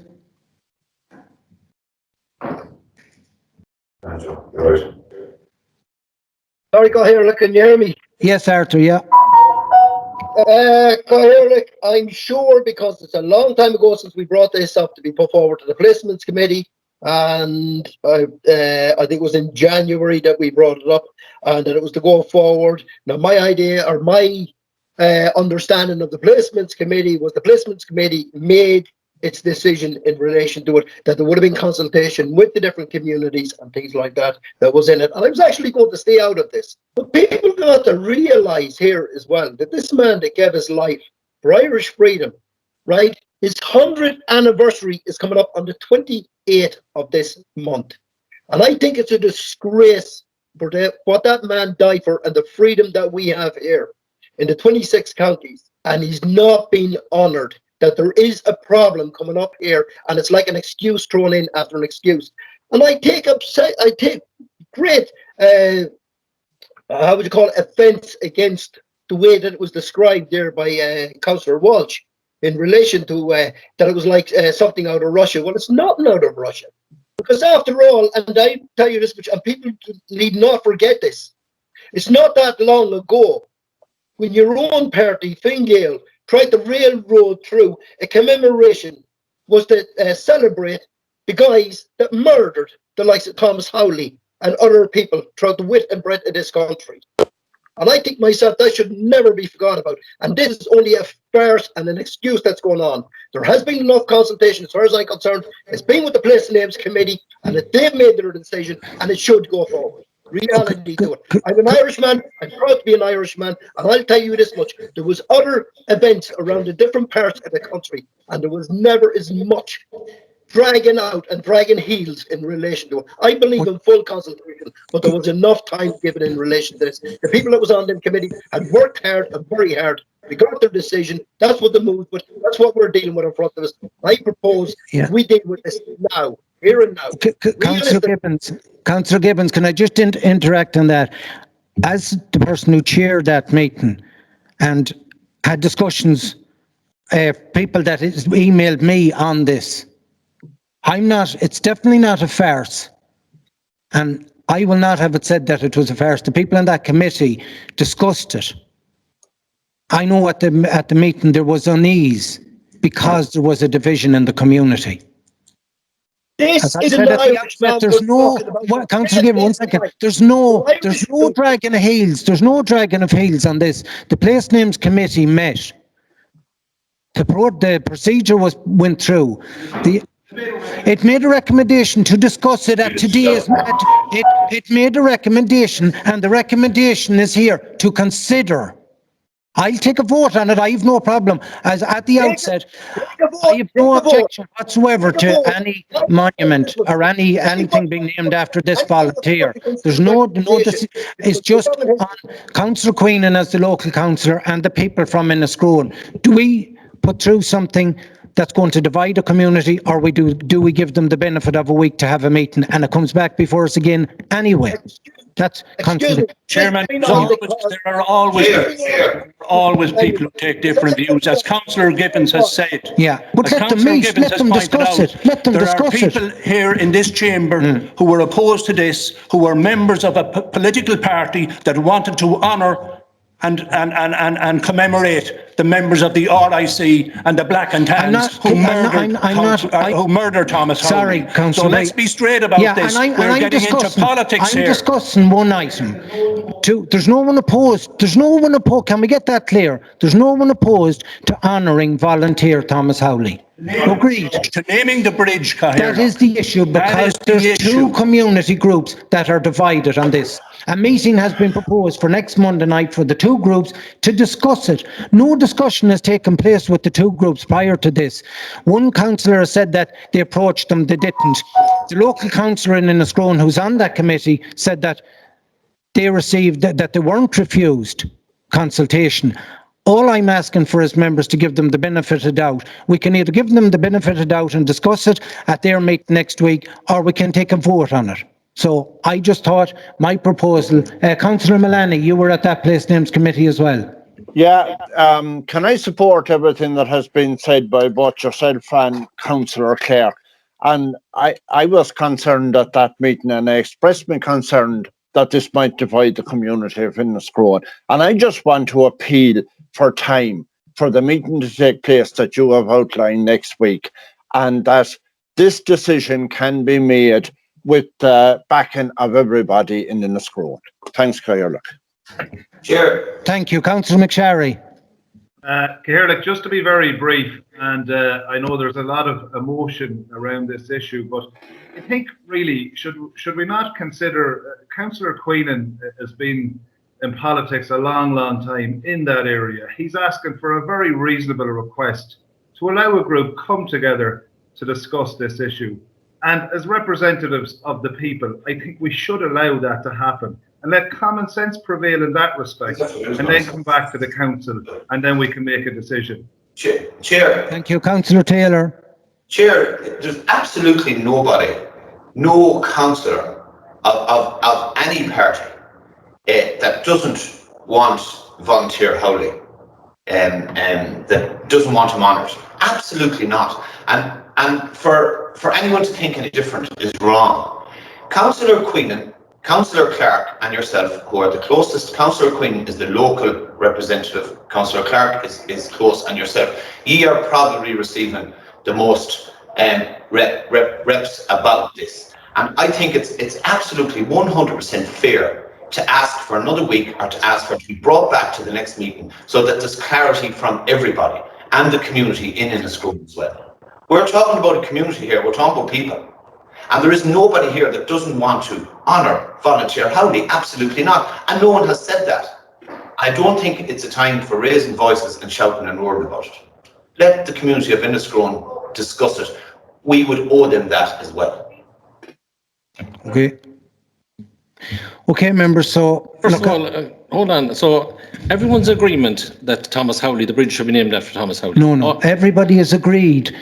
As stated, your proposal came in. Now, this is my understanding of it. Your proposal came in from a group to rename the bridge. Yeah. It was agreed at the meeting. Yeah. The group and Aaron a group that we're talking about that represents a lot of people. Yes, and we understand that. It's not a political group. No, but we're not. No one has said that. I never Right. mentioned the word political. Right. But what I'm saying is, another group that weren't aware of that submission contacted us after the meeting, saying that they didn't agree with it. Right. So my suggestion was that the two groups meet and have dialogue. Yes, but and that was my discussion on it. Come here, let me ask you, you're right in what you says, and when the motion came in front of it, then you were contacted.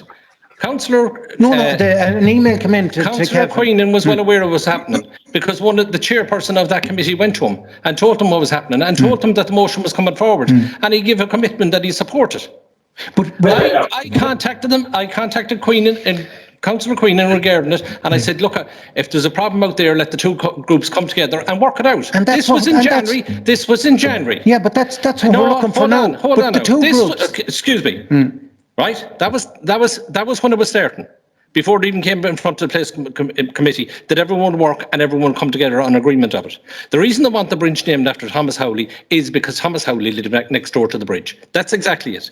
You have places over in Ballina and everywhere else that's called after Thomas Howley, and his own village, they wanted to recognise him because this is a 100-year anniversary, and that's happening on the 28th of May, right? Now, after your meeting, Chair, after your meeting, It was decided that, yes, ye all agreed on it, that, yes, it could happen, right? After that, you received an email in from the chair of the committee, Erin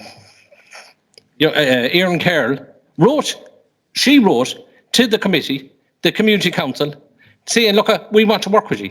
She wrote, it was on their half, it wasn't on the community council's half. So the community council had plenty of time to address this. Well, I'm not saying why it happened, but at the Place Names Committee meeting, Councillor Bree discussed it, and I asked, as chair of the meeting, could Councillor Bree contact them, the Thomas Howley group, and ask them to make contact with the others? And they did. We were, to my understanding, us as councillors, some of us were outside the loop on this, we didn't understand.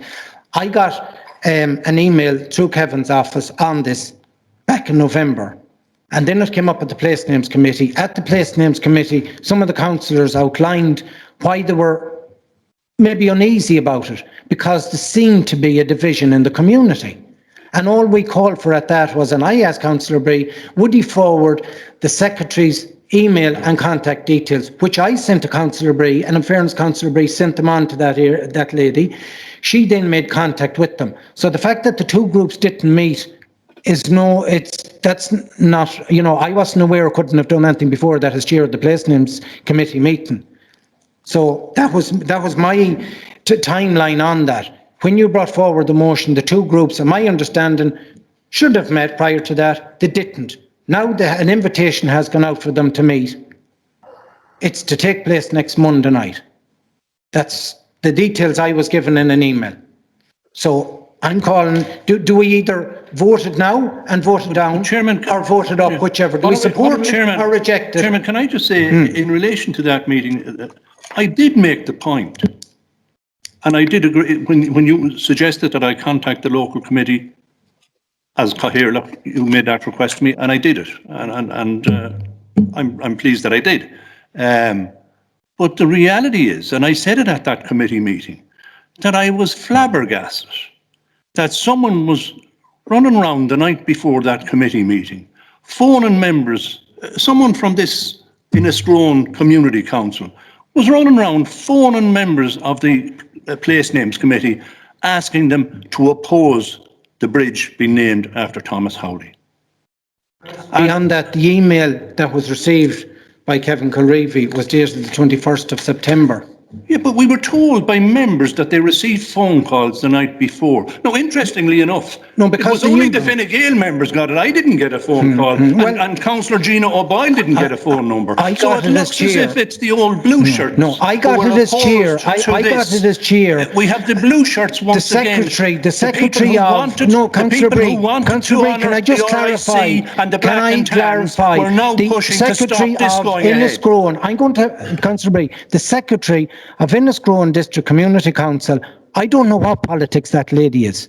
That lady sent in an email as her role as Secretary of Inniscrone Community Council. She sent in an email September 2020. That's not the night before. I'm talking about phone calls that she said I received emails. I have copies of emails if anyone wants to see them. The emails I have here, if anyone wants to see them, are for the chair of Inniscrone. And I also have an email that I received last night from the Secretary, Mary Clark. There's no question, I don't know what politics Mary Clark is. I received any information I received as either Cathaoirleach or as chair of the Place Names Committee.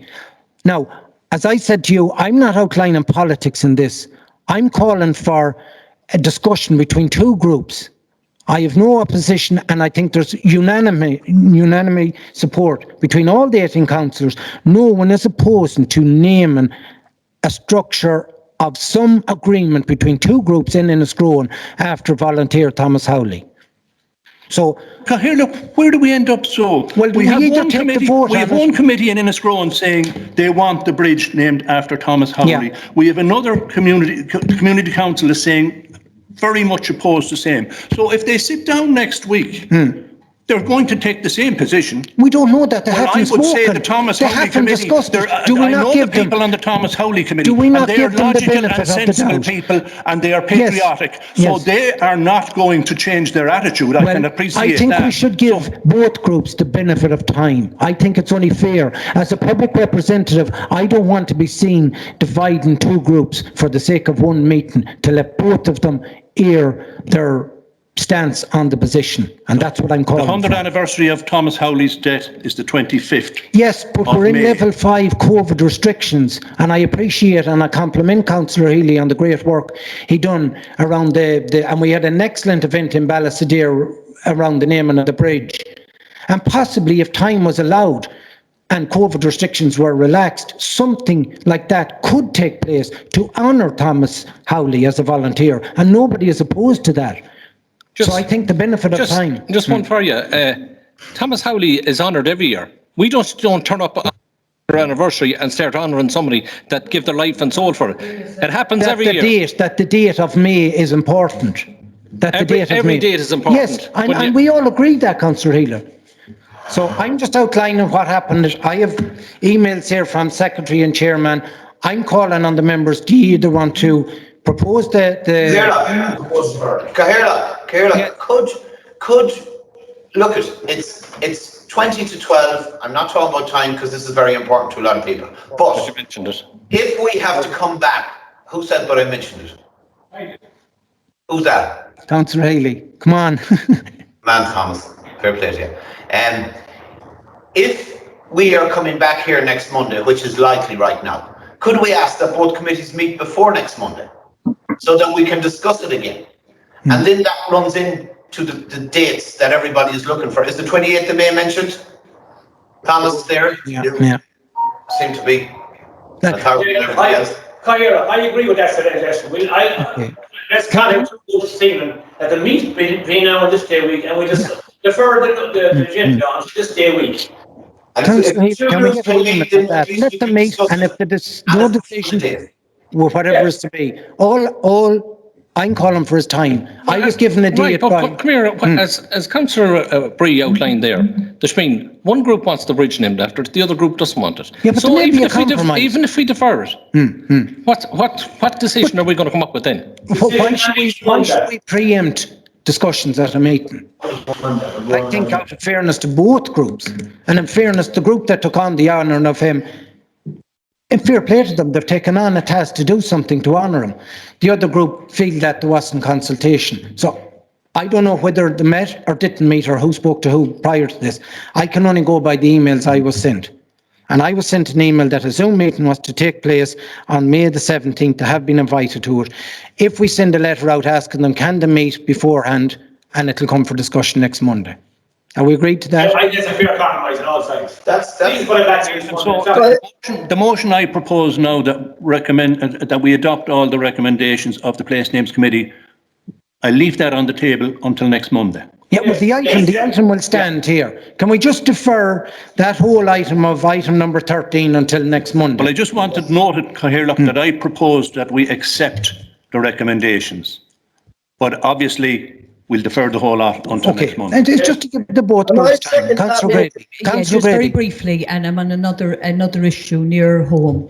I had a motion down in the past, and Councillor Fox, I think, as well, that there would be a suitable area named after the late Mayor Kathleen McGoldrick, who served with distinction on Sligo Borough Council for many years, and she deserves recognition. And I know that Napa, the new development at Napa Road was mentioned, but that was already named.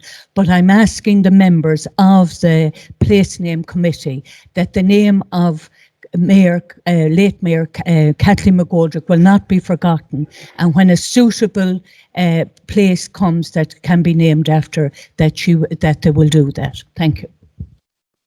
So Grady, can we take that whole motion, because I think there's 9 separate place name submissions. Can we take the whole motion next week? Right, is that okay? Yeah, that's grand. Just Okay. in relation to what Councillor O'Grady said, I just, as a member of the committee, I would like to say that, that the committee is conscious and of the role Councillor McGoldrick played in public life in Sligo, and her name is there on the list, and we're looking for an appropriate street or road or whatever. Likewise, late Councillor Tommy Higgins. So they are on the agenda and will remain on the agenda. Thank you. Thanks. Okay. Thanks. We're going to move on because I'm on motion 14. We have agreed that the item will be talked about. I wanted to mention in the minutes that I am not happy with this being deferred until next week. This is an Irishman we're talking about. Okay. I want that mentioned in the minutes. Thank you. And Councillor Gibbons, there's no one disputing that. It's just time to both groups to talk. Thank you. Number 14 is noted. Number 15, to approve the recommendation of the Arts Assessment Committee on the contributions to the art proposed. Can I just bring one item to the attention of the meeting? Item 9, there's a sum of 9,750 earmarked for what is described as Connacht Fla event, Fred Finn, CC. It's actually for the County Fla event. There was an error made in the documentation, so I'd ask that be noted. Okay. It's for the County Fla. We'll note that. Thanks, Councillor Bree. Item number 16, noted. Deferred motions, item number 17, Councillor Bree. Item number 17. The report from Ms. Clark. Can I get a seconder? Councillor Mcguire. The report from Ms. Clark relates to the existing walking route to the cairn located in the Quilcher Woods. However, the motion I have proposed relates to the Neolithic cairn located on private lands on the summit of Cairns Hill. Some years ago, I proposed that the council investigate the possibility of having a walking route provided to the cairn. In addition to allowing public access to an important archaeological site which has a strong association with local mythology, I'd also point out that the area adjacent to the cairn above the Fox's Den provides a wonderful view of the Sligo urban area and its environments. The vista which it takes in the entire urban area, much of North Sligo, Sligo Bay and the Ox Mountains in the south, it's breathtaking, Cathaoirleach. And the cairn, unfortunately, is in privately owned land and is not easily accessible. However, I'm hopeful that the National Monument Service will consider purchasing the land so as to allow public access to the monument. And perhaps we could have a report on this at our next meeting. I'd ask that the executive might touch base with the National Monument Service. Thank you, Cathaoirleach. Okay, thanks, Councillor Bree. Item number 18, Councillor Healy and Councillor Gilroy. Yeah, first of all, I'm delighted that I was able to organise a meeting between the Ross Point Development Committee, the residents and the council road engineers. And the meeting was constructive and benefited to all. And I'm delighted to see that in the report as well that it's going to be prioritised, the area that myself and Councillor Gilroy have raised. It's just in relation to the consultation. When is that process said? Because that meeting took place 3 weeks ago and we were told that the process will be beginning. So is there any update on when that process is going to start, Tom? Thank you. Thank you. Ms. Concannon? Your microphone, Emer. Oh, yeah. Sorry, yeah, that consultation is certainly imminent. I mean, as you mentioned, the first meeting took place 3 weeks ago, so that the consultation is imminent, yes. Thank you. Councillor Fox? Yeah, just to support the motion, I too have attended the meeting and hopefully we can bring it to a conclusion when the meeting is held. Thanks. Sorry, as the joint proposer of the motion. Yes, just look at, we had that meeting out there and it's very important to those people that road, the speed of the traffic through it is curtailed and really it's not needed for anything. I'm not going to go over old things, but proper procedure should be started and the ball should be started rolling to get it made safe by closing off one end of it and start the proper procedure. I don't think that's the only consultation, whatever the legal consultation process that has to be gone into. But it needs to be done as a matter of safety. Those families are living in fear. Thank you. Councillor Cassidy? Yeah, I'd just like to support the motion, and we've all been contacted about it, and we did have a very productive meeting with the engineers on site, and they did give the commitment that a solution would be found very quickly. The residents are extremely worried. There's been a few near misses there already, so, and I do appreciate that the commitment was given that the issue be resolved as soon as possible. Thank you. Okay, thank you, members. Move on so to motion 19, Councillor Gilroy. Can I get a seconder? Second. Councillor Bree, thank you. Yes. Your microphone. Sorry, thanks for the meeting taking place. I'm actually going to just two quick things again to thank the Chief Executive for his words the last time about the communications, and I'd like to just correct that I said that an email hadn't been sent out. It didn't arrive. It got caught up in the technology world. But I do want to say that that Kevin's office did send out the email. It bounced on every one of us. So I just want to correct the record on that. But I'd like to give the other councillors who didn't get a chance to speak on this last month an opportunity to speak. Thank you. Thank you. Councillor Bree is seconder. Here, look, I formally second the motion, and I did speak on this briefly at our last meeting, and certainly I think we all agreed that the lack of communication was totally unacceptable, and I acknowledge that the acting chief executive officer was first out of the box to confirm that and to extend the apologies of the council to the residents, and let's hope that we won't see a repeat of that. But in terms of the road safety audit, Cathaoirleach, and I'm not too clear what happened at the meeting. I note that according to the report from the Director of Services that a meeting was held last week between council officials and the project engineer and local residents and members of the Drumcliff Municipal District. And all we have is one paragraph in regard to that particular meeting. But the road safety audit, as I see it, from our last meeting and from this meeting, is that the recommendation was to close a right turning lane. That was the recommendation of from the chartered engineer and road safety specialist. But we not only closed the right turning lane, we closed the entire opening, and that's a different decision. And it would appear to be ignoring the recommendation of the chartered engineer and road safety specialist. Maybe we'll have clarification on that. I can appreciate if there is a specialist and chartered engineer making specific recommendations that they have to be taken on board. They cannot be ignored clearly, but we seem to have gone beyond what was recommended. Thank you, Councillor Bree. Councillor Walsh? Yeah, thanks, Cathaoirleach.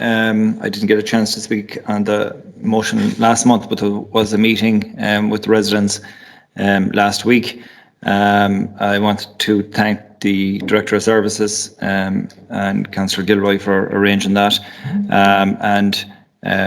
As a result of the meeting, the Director has asked that residents would come forward with a number of proposals in improving the road and making the area safer. So there was a lady on the call, Councillor Gilroy. She actually couldn't get her teams working, but she has agreed, I think, to undertake that work. Thank you. Ms. Concannon, do you wish to come in on that? Yeah, thank you, Cathaoirleach. Just in relation to the road safety audit, the road safety audit, what is recommended in the road safety audit is to close the right-hand turn. And as was rightly outlined, this was prepared by a road safety audit specialist and a professional engineer, and liaison with our own professional chartered engineers in our road design section acted upon that. Now, by closing the right turn, closing a right turn lane, that is interpreted in a professional engineer's world in this case as closing the access. One cannot leave an access open on a national primary road without that right turning lane in modern standards. It wouldn't comply with any road design standards or any safety standards. So this road safety audit is written to be read by professionals, not by the layperson. And I can just assure all members that what was done was in full consultation and agreement with the road safety audit, TII, and our own road design section. What number is that the number? Who the fuck is that?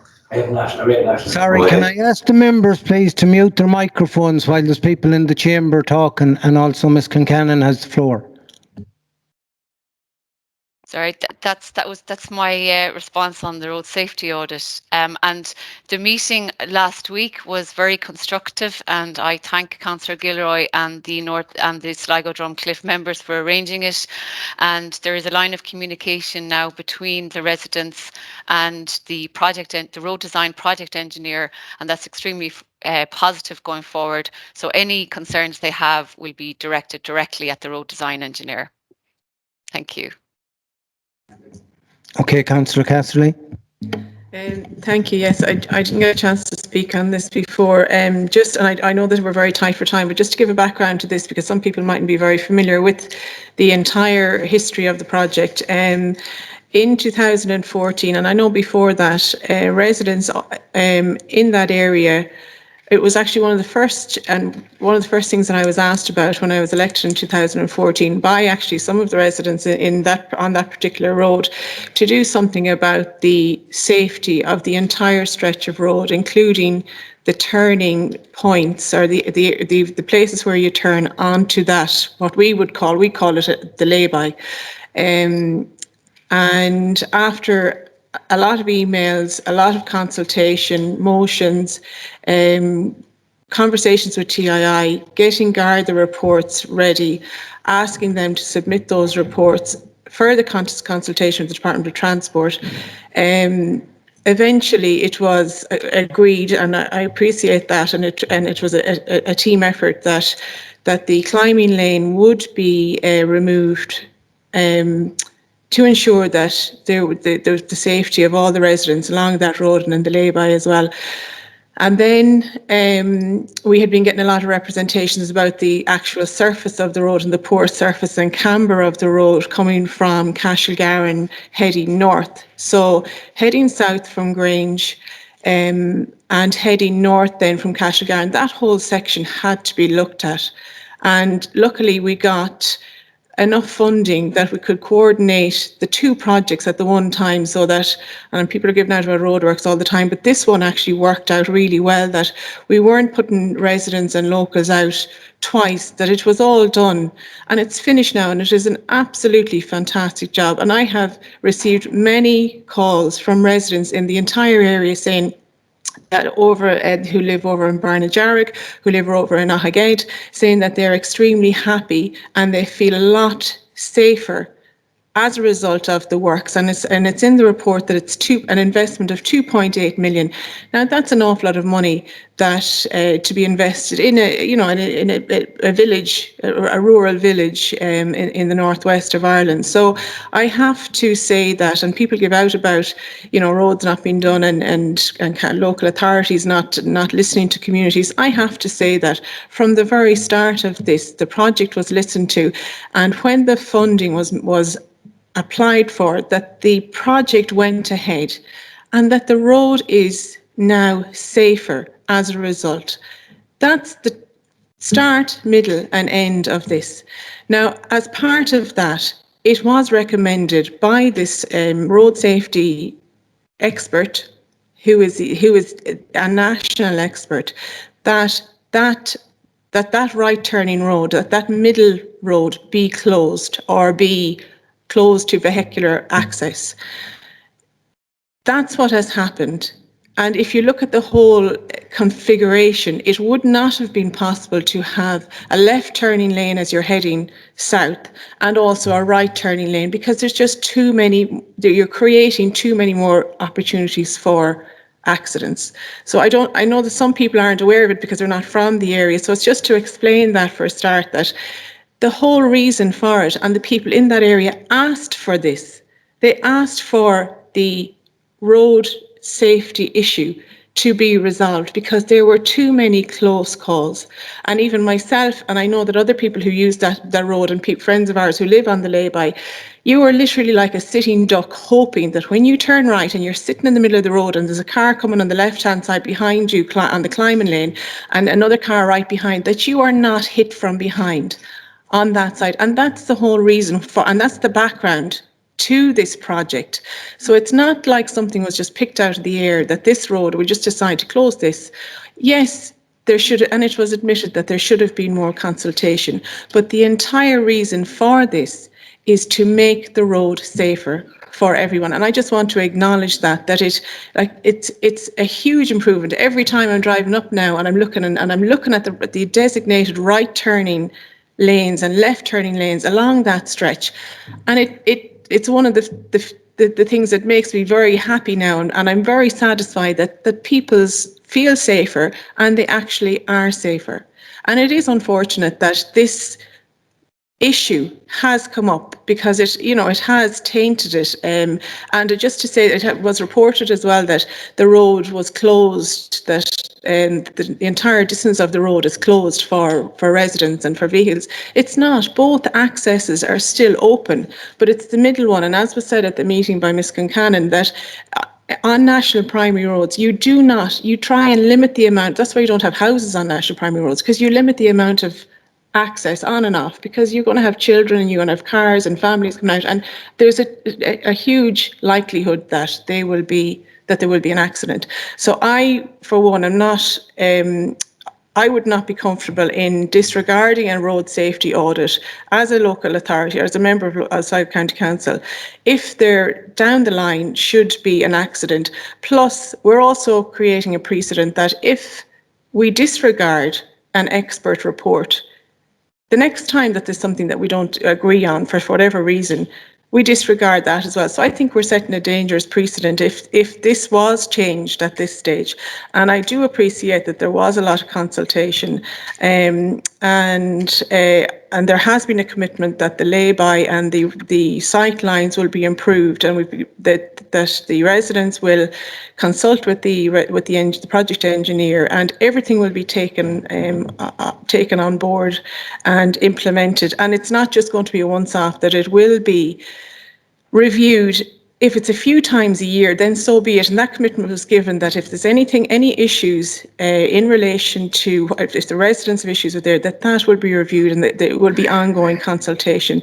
So I welcome that. So that's just to give a summary, I suppose, of how the project started, and to commend and to welcome the fact that now the road is a lot safer, and the residents in the area feel a lot safer, and that they are safer. Thank you. Thank you, Councillor Kessler. Councillor Healy. Yeah, I just want to thank Councillor Gilroy for organising the meeting. I thought it was a constructive meeting. As it says, as Councillor Emer Concannon says herself, which means a line of communication has been open now, which should have been opened before. I think that moving forward, the council should learn from this, and learn that public consultation is the most important thing, that people that live in an area knows best exactly how to get in and out of roads, and that they need to be addressed. As I says, there is serious concern in relation to what some of the issues that Councillor Gilroy has raised, and them concerns are still there with a number of the residents. Thank you.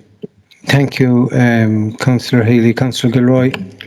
Just to finish up on it, out of respect to the Chief Executive and what he did at the last meeting, or the Acting Chief Executive, I'm going to withdraw the motion because it could set a dangerous precedent, and I don't want to do that.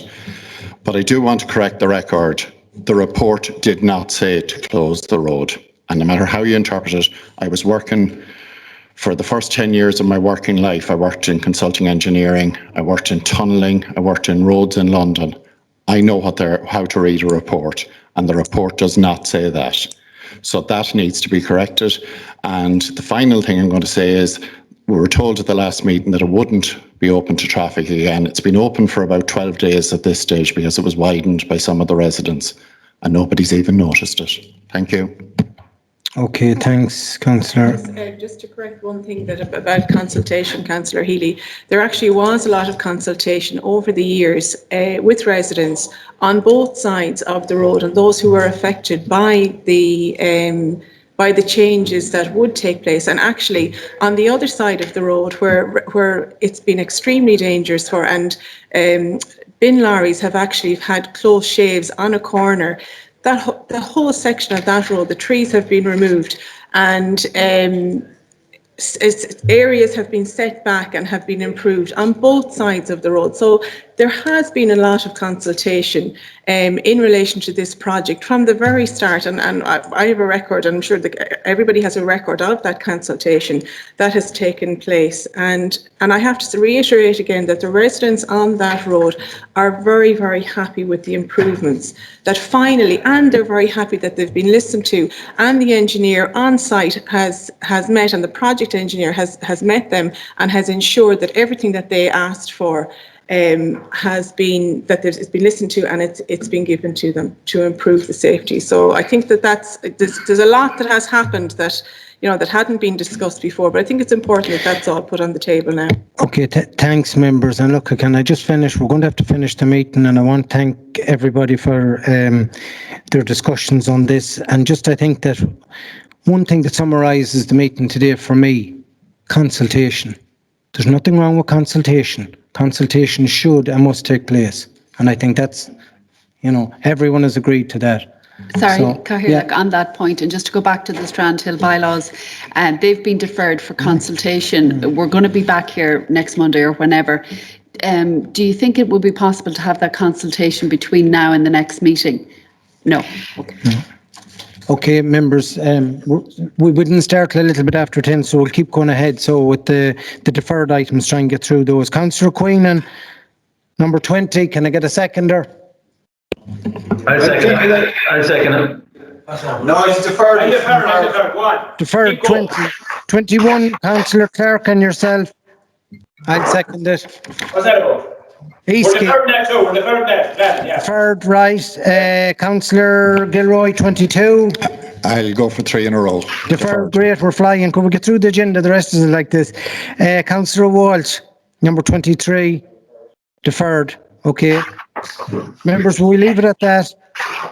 Unfortunately, we won't get through the rest of the items. So is everybody okay with 10 a.m. next week? Here. If you want to keep going, we'll have another few minutes. Councillor Mcguire. Those motions that are deferred, when are they deferred until? Is it July? June. Right. Yeah. And I'll be starting. Do you want to take your motion, Councillor Mcguire? Thank you very much. I'll be Seconder. very brief. Can I get a seconder for 24? Councillor Casserly, thank you. I note that in relation to the monitoring for the bathing water, that it would create a financial imposition, but that'll be looked at. And there's been, everyone is aware throughout the country, huge case study, fantastic, and obviously we're blessed with so many places that people can swim here. But I do think it's really important that they're able to do so in a safe manner. So that monitoring would be ideal. That leads into the second one in relation to Dorian Strand, and I'm delighted that steps are being taken with Water Safety Ireland in relation to that. In relation to the access point to Dorian Strand, there was huge issues last year. Everyone will be aware from the vacation and people coming, but it was desertion parking that happened down at Dorian Strand. People were blocked into their houses. People couldn't get out of their houses. People couldn't get into their houses. It was just a disgrace the way people parked. Now, we've addressed that. I think double yellow lines are going to be put in place, but we do need to provide access for people who are using Dorian Strand as a facility, and there are lots of people doing that now. So there is actually a meeting happening with the local group and Quilcha later on today, and I can feed back on that to the Director of Services, but it would be great if they could follow up. And then in relation to of the inflatable devices, that is a disaster waiting to happen. The first good day we had this year, there was a chap headed down in Strandhill with all of its rips and currents heading out with an inflatable into the sea. So that I note that we can't do anything in relation to it this year, but other councils have passed motions on it, and I think it's something that we need to do for next year, because people don't realise that putting a a device like that in the sea in Ireland is entirely different to putting it in the coast in Spain or France or wherever else they may have been on holidays before. So thank you for that. The second one, I'll defer it, and the third one, I'll be very brief again, just in relation to the report. Can I get a seconder for 26, sorry? Councillor Castley, thank you. I thank Mr. Baines. He met with a group of us out in Strandhill, and we now have secured funding for the flood risk management report, which will be undertaken in conjunction with the OPW. This question really related to what's going to be done in the meantime. And for instance, the chestnut paling fencing along the seafront there in Strandhill, most of it is down. And even as an interim measure, I was hoping that there would be some actions being undertaken before that report is completed. Sorry, C. Thank you. Look, we'll see what maintenance works needs to be undertaken before the summer season. Right. Do you second it? Do you say anything on that? Okay, Councillor. Just back on motion 24 there, the inflatables, there was a motion here last June and we did adopt a motion last June on it, and it was sent around the country and 6 other councils followed us, because I had a call from the head of the Irish Water Safety Association thanking me for bringing it up, so it was brought up last June. Okay, members. Just in relation to motion 24, the recommendation to create an alternative route to Darren and Strand from the airport road, are we talking about a vehicular access or pedestrian? No, pedestrian only. The idea is that we'd be able to use the car parking that's over at the airport and the business park and allow people park there, walk a very basic path, no major infrastructure, just to get them to swim in Darien Strand. Thank you. Okay, thank you, members. I'm going to finish this at that, so we'll resume. Now, unfortunately, next Monday we'll start at 12 p.m. because there's an earlier meeting at 10. So is that okay with members? 12 p.m. and we'll try and get through the remainder of the items. Can I just ask again with your cooperation, and thanks very much everybody that came back to me, and I want to thank the members that have agreed to zoom in and take part virtually today. The same again, if anybody is willing to take part virtually, can they either let myself or Kevin know, and just that we won't have any issues regards eating at the meeting next Monday. Okay, thanks members. Cathaoirleach, can I just say that it may not be possible, but if we would certainly make ourselves available for consultation regarding Strandhill before next week. We won't rush it, but if we can manage it, we will. Okay. I think people would really welcome that, because I know some of them want to start operating next week. Yeah, and if we wait until the June meeting, the bylaws don't come in for another 4 weeks, so it just delays it another month. Okay, thank you. Thanks very much. Thanks, Ms. Kilkenny. Okay, thanks members.